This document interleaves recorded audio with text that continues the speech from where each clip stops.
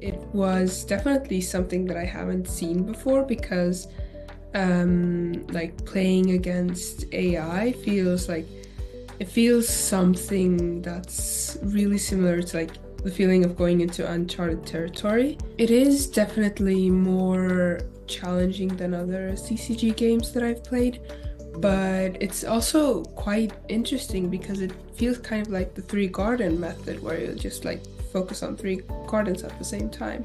It feels like it gives like kind of, how do I say it, experience on dealing with like situations where there are multiple problems and you have to choose priorities. It taught me to like kind of just, I don't know, zoom back and then like, or like zoom out and just like look at the bigger picture, not just look at the current week, look at the next month or the next 3 months, or just like, yeah, like long term, but still like tending to current issues. Like mirrors or like kind of shows that like life isn't always just a straight line across. It's like there are ups and there are downs, and that's just like how it goes. One thing that I've definitely learned to like take into consideration more often is like the aftermath of certain things.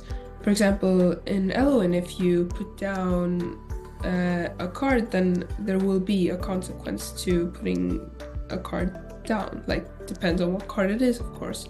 But there's always a consequence.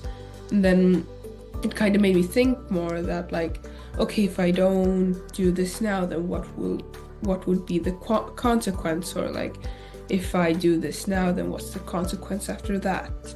The main thing that I feel is like, okay, what happened here and what can I do next time to avoid this from happening?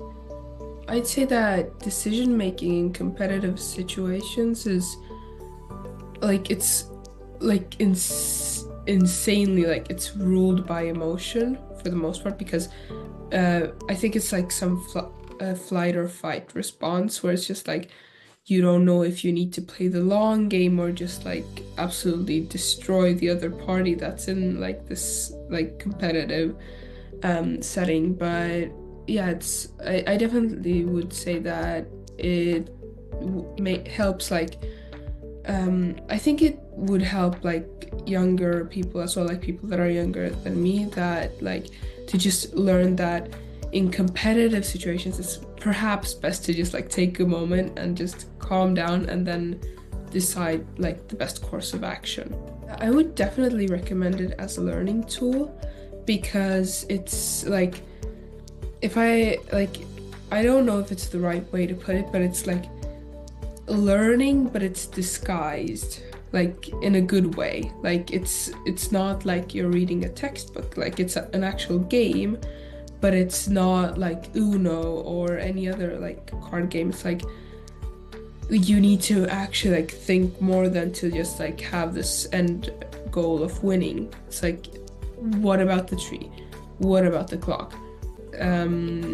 Checks on what the AI is doing. So I think that it would help them, first of all, with decision making, which is like a really important part of life. And then I think it will also give them quite a lot of like climate awareness, because like there's this world clock, which is like, it's not like an accurate representation of time, like not minutes, hours or anything, but it's like how many minutes like technically like are left until like the earth becomes unlivable.